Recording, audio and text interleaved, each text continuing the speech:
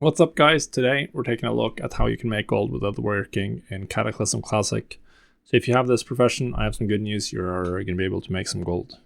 I don't think it's the best one, but it's pretty good. We're going to start with looking at the leg armors, which are fine. This is the best installed leg armors for tanks and physical DPS. Obviously, these are some relatively popular classes. And depending on pricing, I think that the Black and Dragon scale might be cheaper than the market value. At least the minimum buyout is currently 10 gold versus the 22 gold, which would make this very profitable to craft. But yeah, these are nice. Now, unlike the tailoring ones, there's no BOP stuff. There's nothing that stops you from crafting as many of these as you want, which means that generally speaking, the profit margin is lower. But you can also get a larger percentage of the sales if you're like camping on the auction house. So that is the advantage of it. Now, there are a couple of recipes that I haven't gotten yet. But that's because my leatherworker is level 80 and it's the epic crafts. So every profession pretty much has these epic crafts, and that's the case for leatherworking as well. Bunch of 359 crafted epics, both leather and mail. And as we can see here, by just me hovering over the tooltips, these are selling for 6, 7, 8,000, 5,000 gold.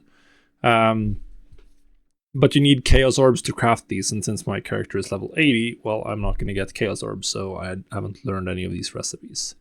If you can, this is your main and you're actually doing dungeons and you're getting Chaos Orbs, this is probably a great way to get some profit out of those. As you can see, most of these are still really good items and selling for multiple thousands. I don't have the crafting costs in TSM, but I would strongly suggest checking these out. I'm not sure which the most popular are, but you can look through Wowhead gearing guides. We can see here the Corded Viper belt has the highest region average daily sold, along with the belt of Nefarious Whispers. So these are really good, but yeah, all of the slots here, particularly any items with hit on it, are likely going to be strong sellers. That's what people are really missing in sort of their pre-raid gear, is hit across, at least for casters, maybe not for agility. I don't know how hungry the rogues or ferals or hunters are for hit, but generally for casters at least, we are absolutely desperate for it. Then there are some other items. You have like bags, but they don't really matter. That's like profession bags. They never sell well. Then you have some leveling gear, which I don't think is relevant, much particularly relevant at all. Then we have one other group of items, which is really good. And apparently I clicked the wrong group because I was going to click the PvP gear group.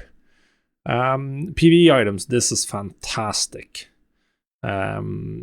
Yeah, absolutely one of my favorite markets. We can see here a bunch of recipes anywhere from 200 to 300 gold profit. That was the leather ones, and then mail we still have up to 500 gold profit.